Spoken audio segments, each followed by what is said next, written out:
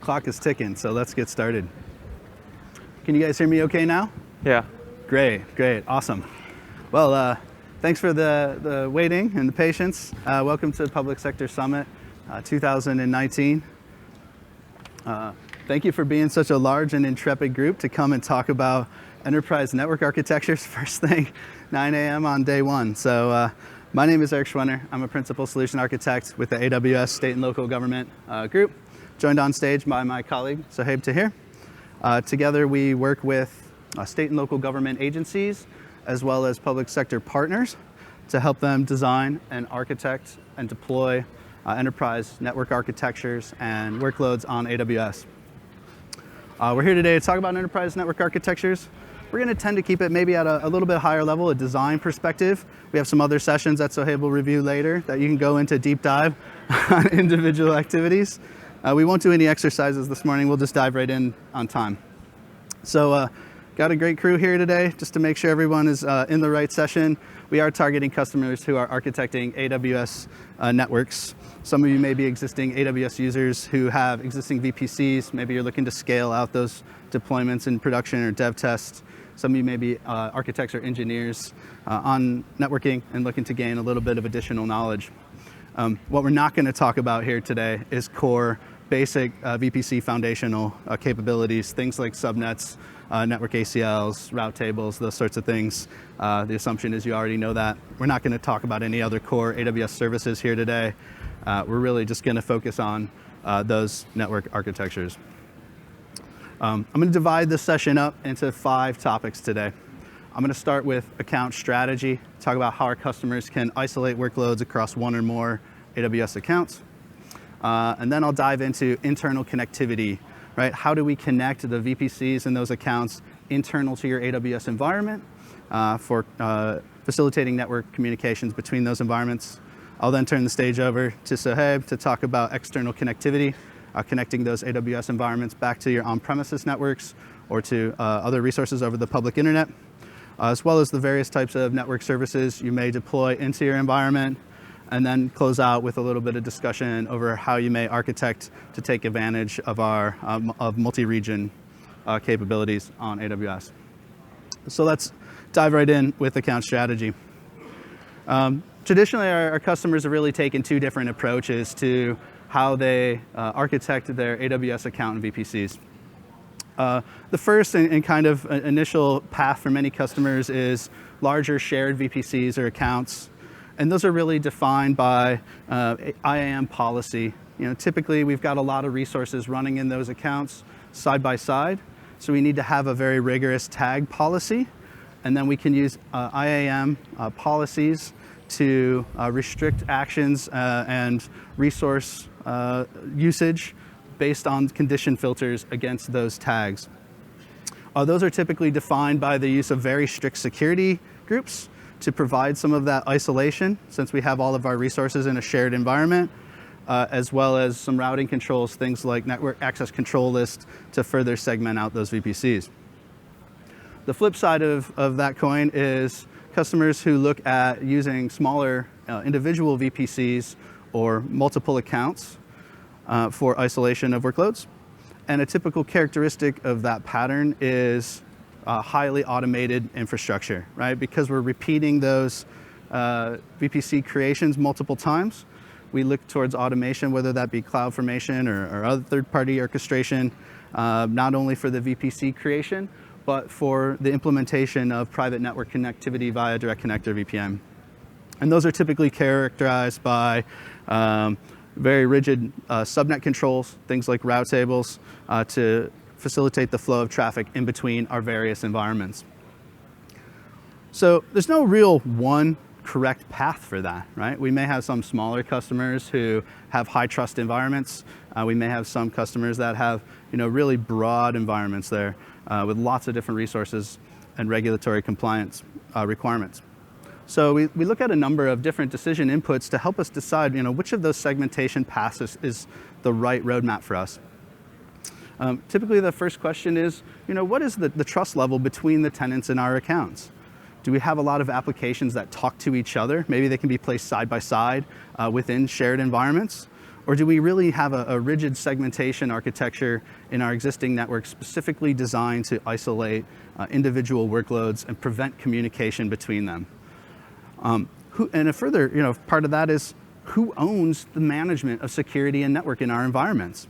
Is that decentralized? Is that owned by each individual application team and managed in their own independent environment? Or is that all controlled by a single centralized networking team that may drive us to look at an isolated architecture with all of our networking and security resources in one place? And finally, in public sector, we have a wide variety of customer workloads. Many of our customers have a mix of non-regulated public data, as well as regulated workloads that may contain PII, maybe private health information, federal tax information, or even criminal justice data. And so we really want to dive into those types of workloads, talk about the data segmentation, and figure out how we want to scope that isolation. Do they need to be isolated within a single VPC, or do we want to use individual accounts for those? Within AWS, we have a number of different layers of segmentation that we can then use to break apart the environment.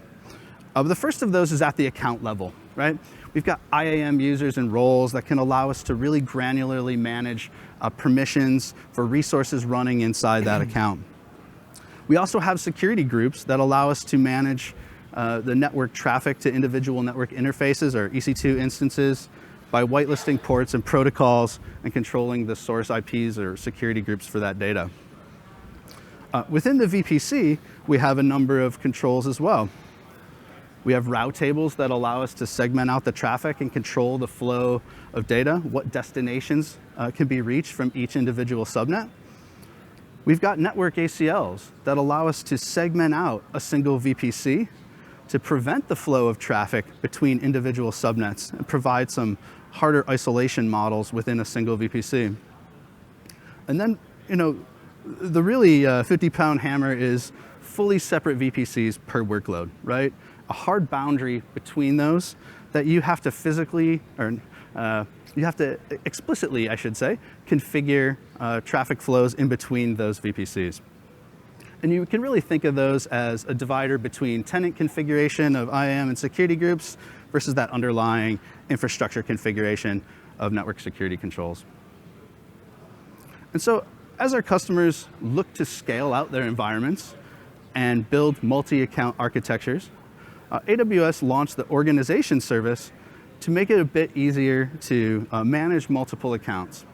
And I'm really happy to say that as just of a few weeks ago, that Organizations has been launched in our GovCloud regions to allow you to structure multiple accounts in the same way that you might do in our commercial regions. It's important to note, though, that those GovCloud organizations are distinct and fully separate from the organizations that you run in commercial regions. We give you those same capabilities, but it's a completely separate organization structure. That organization is typically structured with a master account, where we may place common services, things like our account security, a baseline set of controls that we want to deploy out across the entire environment via code pipeline and service catalog. We're going to run single sign-on service in that master account to give you federated access controls to the AWS console across your entire environment. We're also going to create a couple of organizational units, and this is the power of organizations. It allows us to take multiple accounts, to structure those in a hierarchy of organizational units, and to apply service control policies across those OUs to control what services and actions are available to users in those individual accounts. So in that multi-account structure, we might create a shared services account where we put things like Active Directory or shared VPC, which we'll talk about here in a few minutes. In our log archive account, we might configure our applications to ship all of our logs to that centralized repository, as well as aggregate services like CloudTrail or Config for single point of visibility. In our security account, we may enable GuardDuty or Security Hub masters to have a central single pane of glass for our security teams to monitor for anomalies across the entire environment. Since we're all here to talk about networking, we're going to have a network services account where we'll deploy features like Direct Connect, NAT Gateway, or the recently announced Transit Gateway that we'll talk about here in just a few minutes. And that can allow our network teams to have a single point of control over all of the core infrastructure network capabilities. And then in those workload OUs, we'll deploy all of our individual workloads. We'll likely segment those to have non-regulated workloads in a single OU and a number of accounts there, as well as our regulated data inside of an additional OU to be able to apply dedicated service control policies there. And again, all of these inherit from that set of account baseline controls defined in our org master. Now, as our customers deploy multiple accounts using organizations, they've come to us and said, hey, can you make it easier for us to consume AWS services across those environments? And we listened, and we're continuously adding additional capabilities to existing services to make them organizations aware. On the security side, we've got services like Config and CloudTrail and GuardDuty, right? Make it very easy to enable those services across our entire organization. On the management side, we've got things like single sign-on, systems manager, service catalog, license manager that allow us to have a central point of management for resources across all of those accounts. And to make that even easier, at re:Invent 2018, we launched the Resource Access Manager. And RAM allows you to delegate the use of individual resources within your AWS accounts across your entire environment. So now, those spoke accounts can use features like Transit Gateway, Shared VPC, all running in one single account, much more efficient to manage and also control your costs, right? Very important. So our customers said, hey, those are great features, but there's a lot there. And as we're building out a new environment, it can be a challenge to build all of those features and best practices from scratch. So we listened to that ask, and at re:Invent, we announced AWS Control Tower. Control Tower gives you a single-click automated deployment of a multi-account landing zone built upon account baselines and best practices. We take those prepackaged guardrails and allow you to monitor compliance and violations across all of those environments in a single pane of glass dashboard. So this is going to be a really big feature for our customers, particularly those starting from scratch, allow them to get up to speed quickly with a large set of enterprise controls. So we anticipate that going GA here in 2019, so keep an eye out for that very soon. So now we've got a sense of the account architecture, how we're going to structure our environment in AWS. And now we need to think about how do we connect all of those environments to facilitate data transfer and communication. We have a number of options for that internal connectivity, starting with classic VPC peering, right? VPC peering is a one-to-one model that allows you to create a mesh of VPCs, both within a single region or across regions. It scales reasonably well, up to 100 or so peers per VPC. And so for many customers, that's a very viable option. We also have AWS Private Link, which enables a more application-centric model, a one-to-many, that allows you to publish your applications and make them available to other VPCs in your organization or outside of your organization directly without internet gateways. Many of our customers who are in a regulatory model have also looked to centralize inspection and management of traffic. And so they've used an architecture that we refer to as Transit VPC, which takes that mesh network of VPC peering and reconfigures it into a hub and spoke type model with centralized visibility, typically third-party virtual appliances running in a Transit VPC, but with a trade-off of operational complexity and cost. And we'll talk about that here in just a minute. And then finally, at re:Invent last year, we announced the Transit Gateway.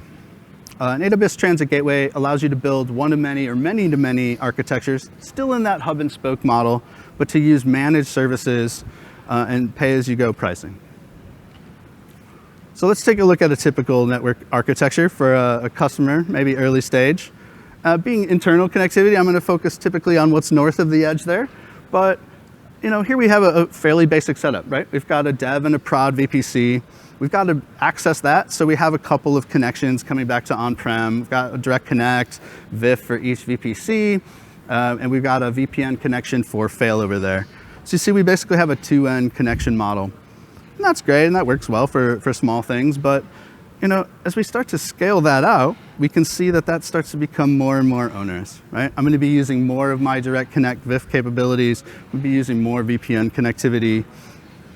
And so we can already see the connection part alone is starting to get a little bit more complex. But as we start to add more VPCs, maybe we want to connect dev and prod. Maybe we want to connect different environments across individual applications to allow them to talk to each other. And we can really start to see this getting complex. And we've only got 6 VPCs here. How does this really scale out as we expand beyond that to 12 or 100 or 1200? Right? How do we scale the connectivity both internally and externally? How do we scale all those VPC peering connections and manage the route tables out in each one of these individual VPCs to enable them to communicate with each other? How do we scale out that shared services environment, right? We talked about 100 VPC peer limit, and as we start to scale this out, we may start to have that, we may start to run into limits on our shared services VPC. And finally, how do we scale out the firewalls and edge services? Right? We want to do maybe some inspection, some filtering of that traffic, and it's really difficult when we're trying to deploy those into multiple independent accounts. So this is where that transit VPC architecture comes in. You can see we've simplified the external connectivity with just a single point of management.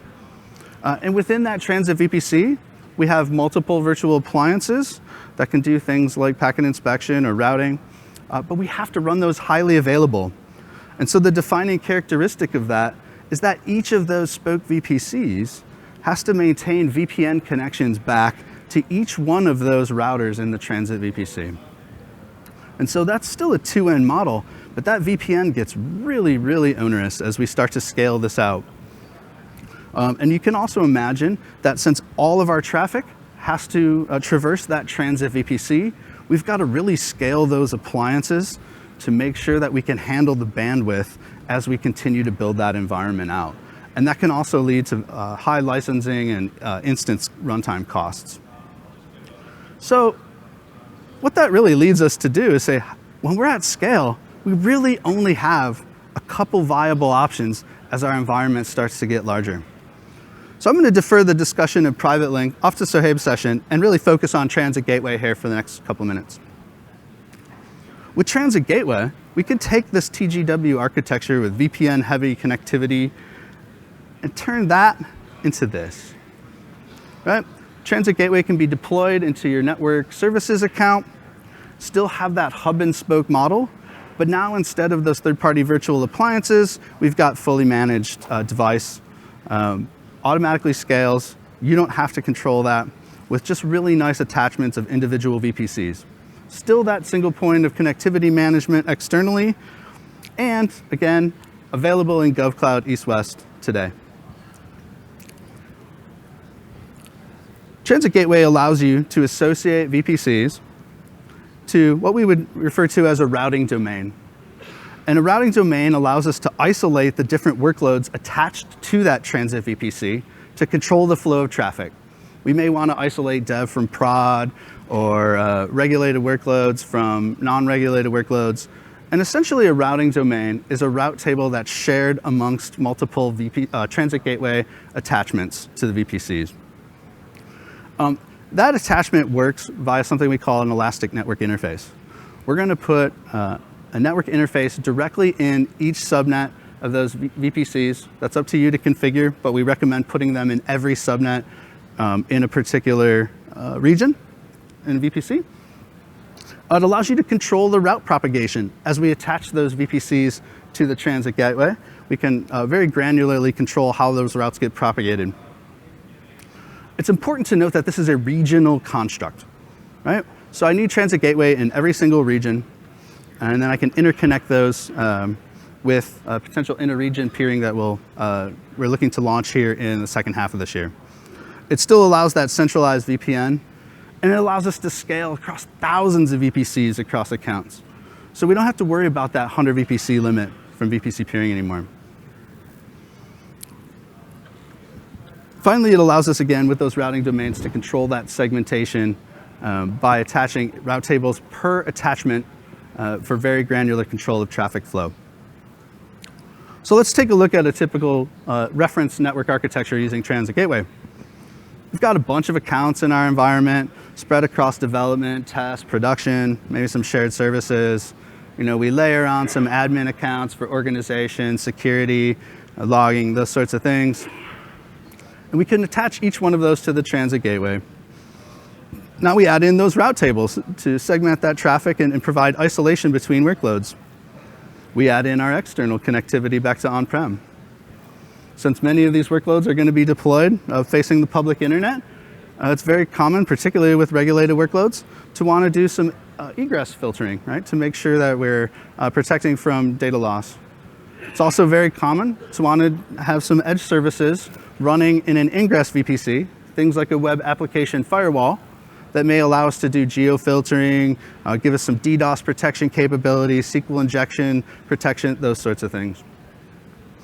Also for regulated customers, it's very common to want to run some inline services, maybe do some IDS, IDP, some packet inspection, both east-west between our individual VPCs, as well as north-south between our AWS environment and on-prem. Now I can also share that Transit Gateway via Resource Access Manager, and my users in those spoke accounts can deploy their workloads, attach them directly to the Transit Gateway, and we're in great shape. So, earlier we talked about not exactly, saying that there's no one perfect architecture for VPCs. So maybe we don't need the full complexity of this Transit Gateway architecture, or maybe we just want to simplify some portions, maybe like our development and test environments, where we don't need the heavy weight of many VPCs distributed across accounts. So also at reInvent 2018, we launched VPC Sharing. VPC Sharing allows us to configure a VPC in a single account to be shared across our organization. It's important to note it must be part of an organization here. Our network engineers can own that shared VPC, and they have central control over things like route tables and subnet creation, as well as external connectivity for VPN, Direct Connect, those sorts of things. We can then delegate off to individual developers permissions to create resources inside of that shared VPC, to launch instances, to modify and delete them. The owner of that shared VPC can only create and modify the VPC constructs itself. They cannot modify instances from those participating customers, and the participants cannot modify those core resource VPC capabilities. So we still have that segmentation of duties and that isolation. We also get the benefit of still having build-back capabilities, because our participants will still get the bills for their individual resources, even though they're running in that shared VPC. So let's take a look at a typical architecture for VPC sharing, using Resource Access Manager, of course. So we may have a number of external application accounts, right? Things that we want to have both public and private capabilities and publish out on the internet.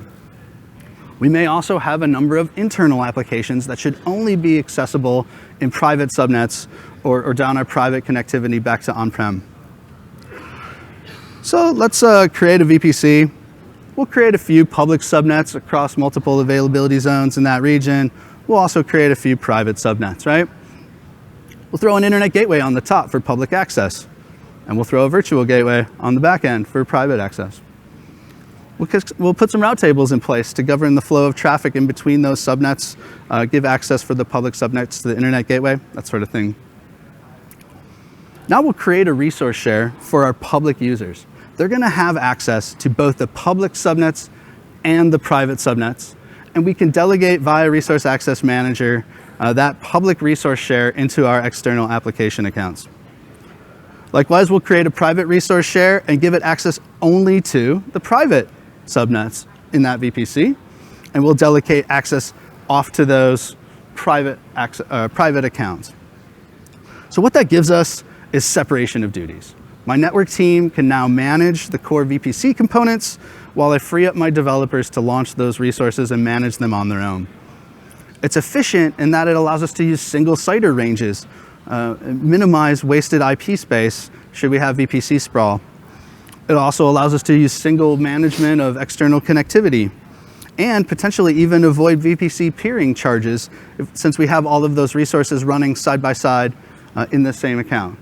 Keep in mind that's within the same AZ. It also gives us the ability to separate the management of billing and actual consumption. So it's a really powerful construct that can actually be used in conjunction with the more complicated architecture. Maybe you want a full transit gateway and many VPCs for your production environment, but you want to deploy maybe dev test in that shared model. So you can use those two side by side. And since there's no one prescriptive model, there's a few considerations about where we start when we're talking about that internal segmentation. You should be using security groups and IAM policy no matter what. They're proven, they're solid, they're very reliable ways to isolate your resources and give yourself some access controls. When we're talking about shared VPCs, it's really important to think about service limits and resource contention. If you're using VPC peering today to enable applications to talk to each other, you may benefit from launching those resources into a single shared VPC and actually save money by minimizing VPC peering bandwidth charges. But you do want to be very particular about controlling access to individual resources in that account, right? We have to be very good with security groups to make sure that our traffic isn't accepting packets from places that we don't trust. When we look at shared VPCs, it's really the KISS principle. It's the most simplistic, but it's very powerful in that it's isolated by default. Again, it requires you to explicitly create connectivity to other environments. That gives you that really strong segmentation, particularly for regulated workloads. And now with Transit Gateway, we remove that 100 VPC peering limit and allow you to scale up to thousands of VPCs attached to Transit Gateway. And then finally, those route tables in Transit Gateway, right? Really important to remember that routing domain concept to be able to isolate the individual workloads in VPCs attached to Transit Gateway and really control how the individual VPCs talk to each other. And so with that, I'm going to switch over to external connectivity and hand the stage to my colleague, Sohaib. Thank you, Eric. Can you guys hear me okay? Cool. All right, so Eric talked about internal connectivity and how you can set up your account strategy. Hey. Let's now look into how you can connect to your on-premises network. So like everything else in AWS, we have a bunch of different options to select from. So the first one is directly making a VPN connection to your virtual private gateway, which is normally referred as VGW. Very well understood option. You get a VPN tunnel per VPC for security associations. You get up to 1.25 gig bandwidth. And you get encryption in transit. So if you have a compliance and security or regulatory requirement to encrypt your traffic in transit, then you can use VPN using this option. The other one we have is Direct Connect. I'll talk more about Direct Connect in a bit, but it's basically a private dedicated connection. Gives you 50 virtual interfaces per connection. You can actually hook up multiple VPCs to a single DX using Direct Connect Gateway. And there are no bandwidth constraints. So when I say that, you can actually get a connection from 50 megs all the way to 10 gigs, and then you can also lag your connections together to get even higher throughputs.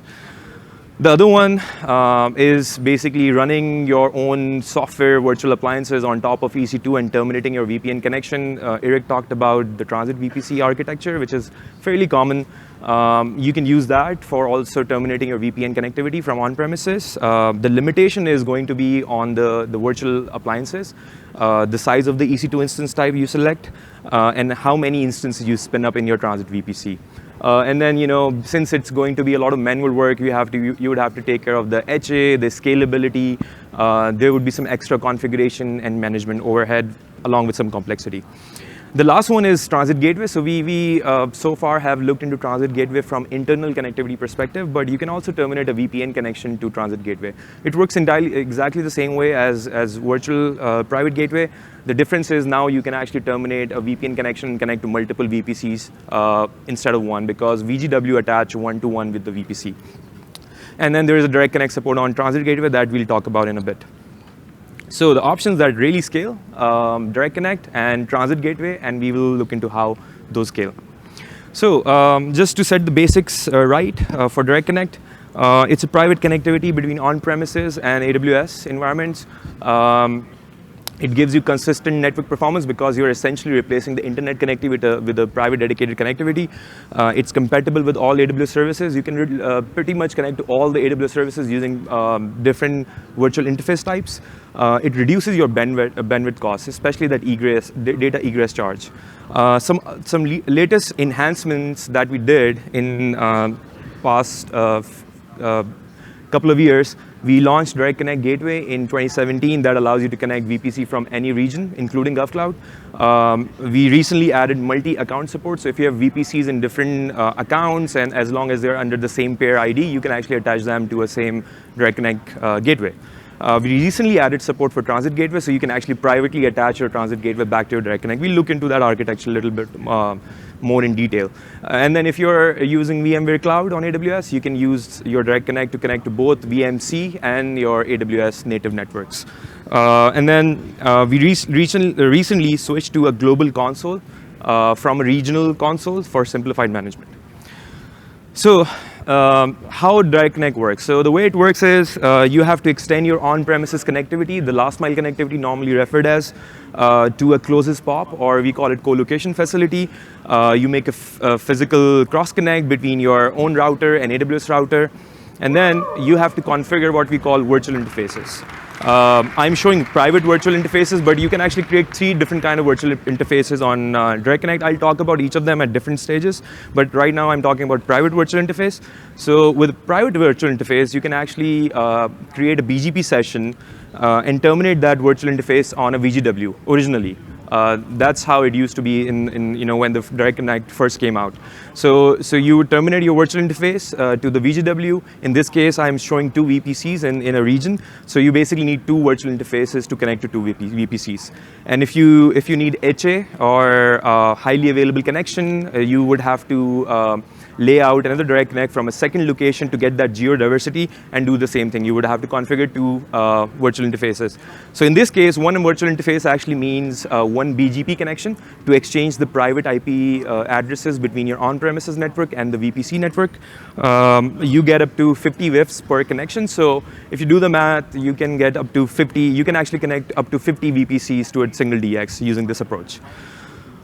In 2017, we launched Direct Connect Gateway. That kind of gives you more scalability. So instead of configuring virtual interface, private virtual interface for each VGW, now you can actually attach up to 10 VPCs to a single Direct Connect gateway. And then you can associate your private virtual interface to that Direct Connect gateway. So essentially, now you get 10 VPCs per single virtual interface. So if you do the math, now you can connect up to almost 500 VPCs to a single Direct Connect. And again, if for an HA, you would have another connection going from a second location. I already talked about this, so you can also connect your VPCs from multiple accounts, multiple regions, as long as they are under, for multiple accounts, they have to be under the same pair ID. So that was Direct Connect. So let's now talk about Transit Gateway VPN. So the VPN with Transit Gateway actually works the same way as it works with VGW. You get the same 1.25 gig throughput per tunnel. The API, the cost, the configuration way, everything is same. The experience is same. The difference is Transit Gateway attached to multiple VPCs, up to 5,000 VPCs in a region. Whereas your virtual private gateway has a one-to-one attachment with a VPC. So now you can actually use single VPN connection to connect to all your VPCs.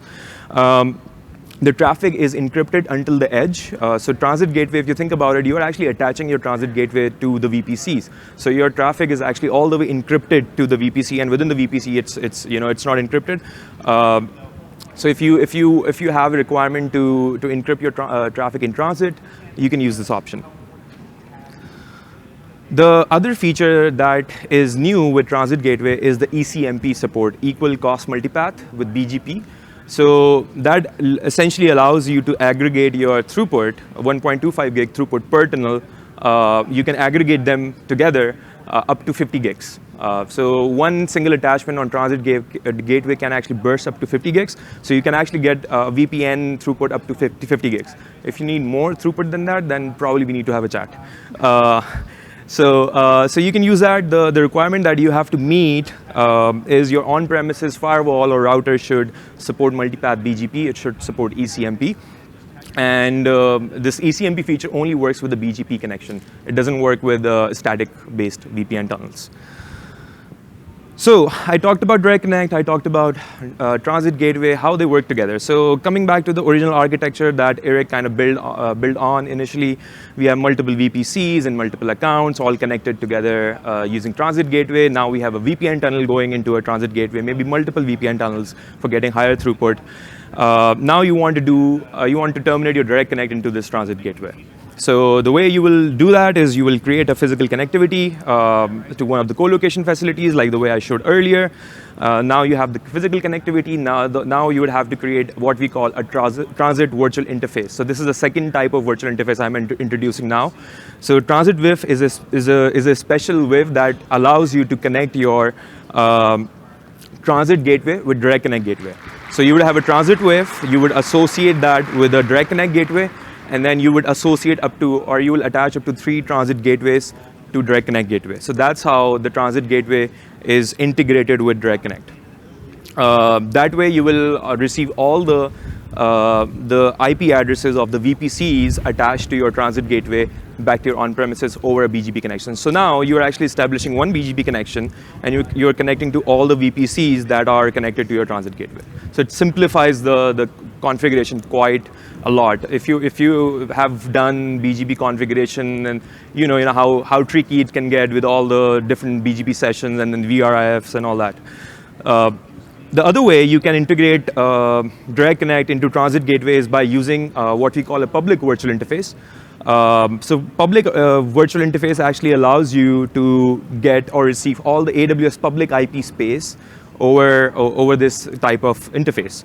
And it also, one of the IPs or couple of those IPs in this space belong to the Transit Gateway VPN endpoint. So you basically receive the VPN endpoint IP addresses to which you can actually then make a VPN tunnel over the Direct Connect, over a public WIF to the Transit Gateway. So for both of these cases, you can actually fail over. So you can, for the diagram on your left, you can keep your DX as a primary connection. If it fails, it can switch over to VPN. So you don't have to choose either or. You can actually have both of them together, and you can use one of them as a failover. Normally people, like I work with customers, they prefer to use VPN as a backup connection. And Transit Gateway also have like routing domains and routing tables, so you can actually also segregate them in their own routing tables if you want to. Similarly for public WIF, so you're actually making a connection, a VPN connection to a Transit Gateway. So if your public WIF goes down and you have another path over the internet to Transit Gateway, your VPN connection will fail over to that. Cool. So I talked about hybrid layer 3 site-to-site connectivity from your on-premises to AWS. So a lot of times you would have remote employees or workers who would want to access AWS resources from over the internet. So in that case, you probably need some kind of a remote access VPN. So last year we announced what we call AWS Client VPN, which is a managed service.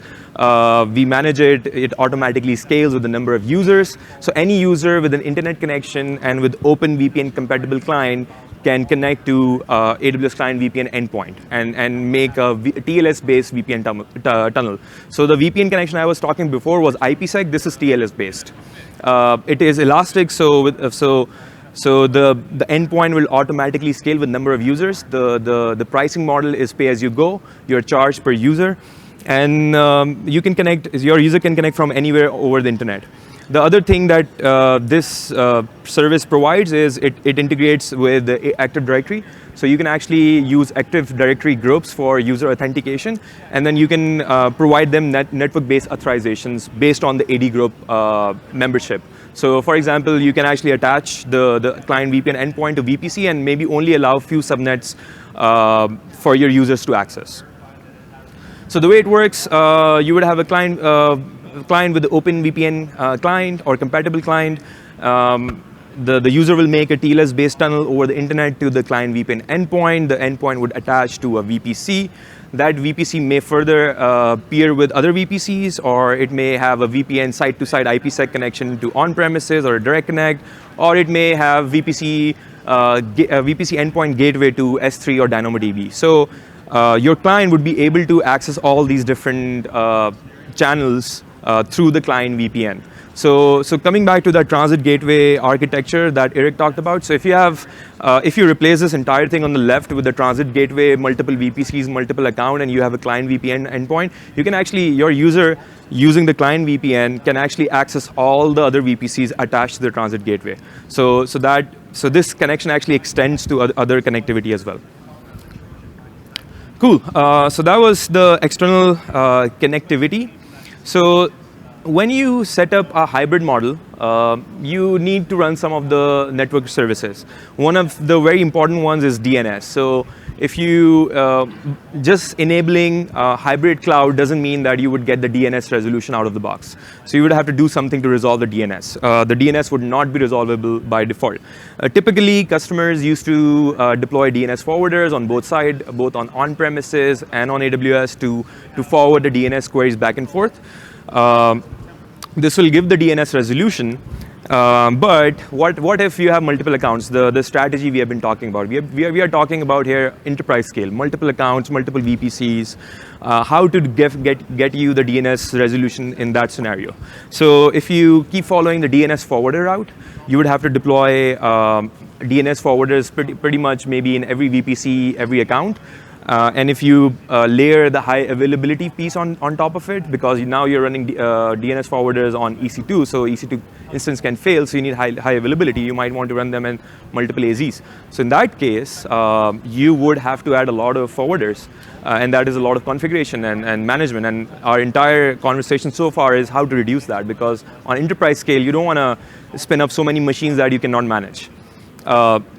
So it can get out of hand. So we heard from customers, we heard the pain, and last year we announced this service called Route 53 Resolver. It's actually a feature of Route 53 service. It's a managed DNS resolver from Route 53. It does exactly what it says. So you can actually create DNS forwarding rules in Route 53 Resolver for both for forwarding the queries back to on-premises and the other way around. And then it works really well with the Direct Connect and VPN connectivity model that I've been talking about. So the way it works, you would create an endpoint, either outbound or inbound or both. You will associate that with your account. It would be able to resolve your private hosted zone. It will be able to resolve your on-prem zone DNS namespace. And if you want to build high availability, you can actually select multiple AZs. And what we essentially do is whenever you create a DNS endpoint, we actually put an ENI in that particular subnet. So you can actually select multiple subnets from multiple availability zones to get that high availability. So in this case, I'm showing 3 ENI, so it means that I'm creating my endpoint in 3 different availability zones. So that gives you the high availability piece. So coming back to our architecture, so now you create your endpoint in your account 1, and then through Resource Access Manager that Eric talked about, you can actually share out your DNS forwarding rules with other accounts and other VPCs. So you don't have to configure endpoint per account or per VPC. You only have to configure it once, and you can share it out. And all the other VPCs and all the other accounts will use those rules.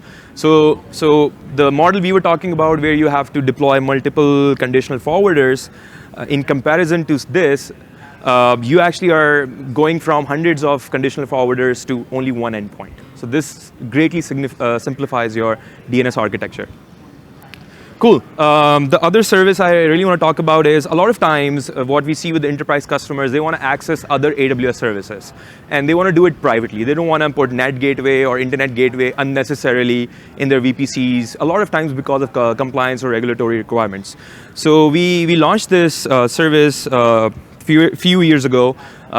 We call it private link, and private link has actually 3 different use cases. You can actually expose your own internal services in a one-directional way using private link. You can actually access AWS services privately using private link. We call them interface VPC endpoints. I'll talk a little bit more about that.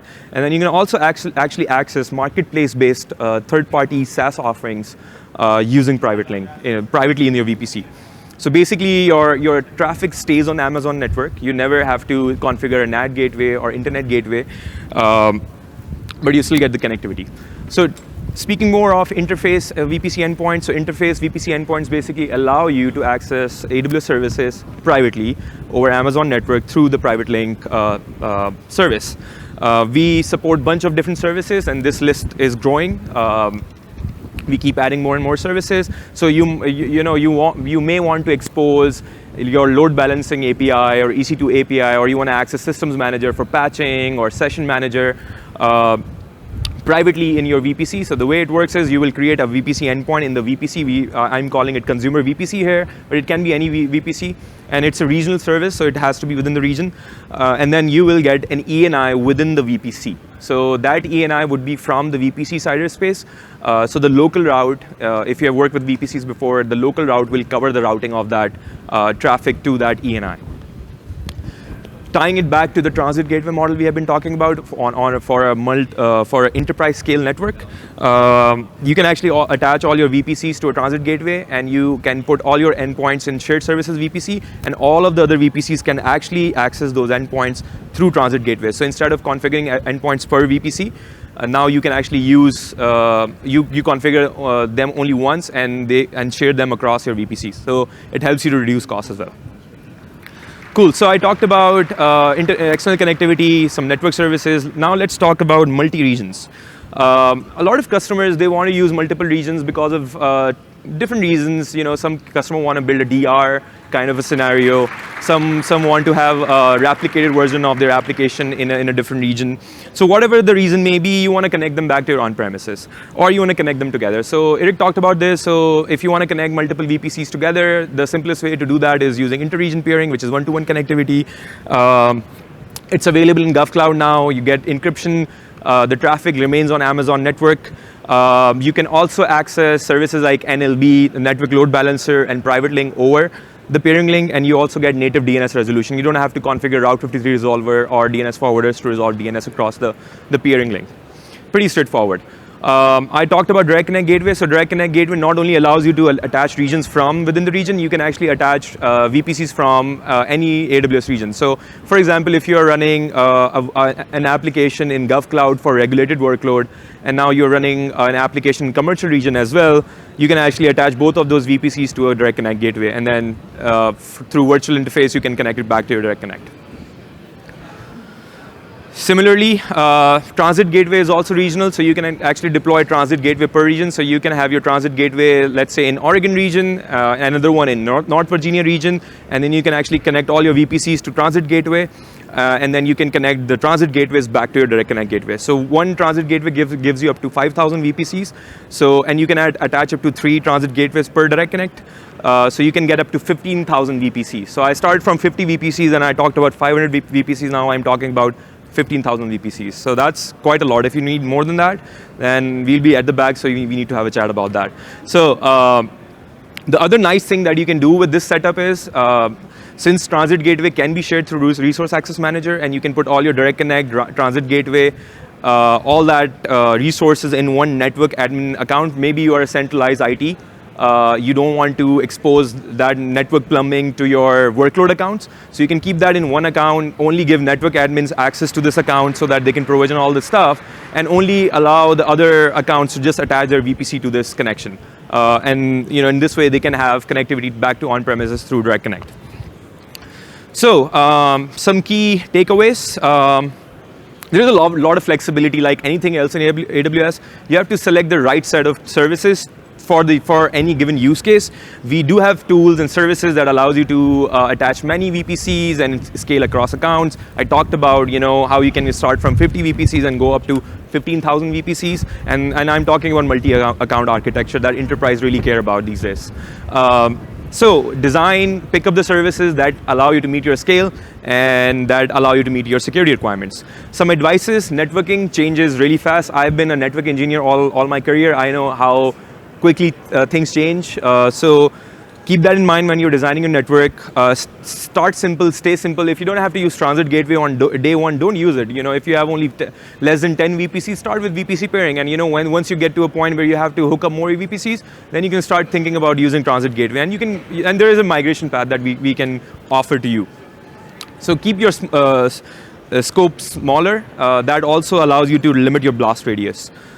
Segment and modify as needed. So segment your network. So if you have a requirement to do inline firewall inspection for a particular workload, just keep it to that particular workload. Don't try to extend it and apply it to all the other pieces where you don't have to apply it.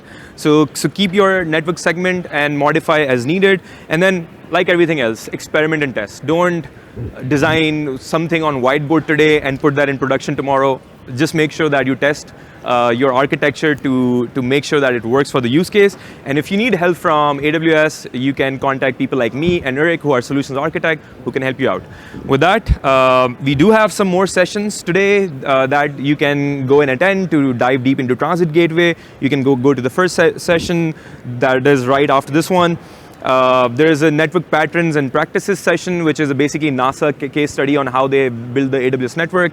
The last one is basically talking about ways and practices of connecting AWS to private government networks. So if you want to dive deep into some of the services we talked about in this session, go check out these sessions.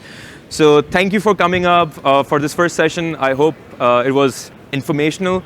Me and Eric, we are going to stay here to answer any questions. So if you have any questions and want to get answers, come see us.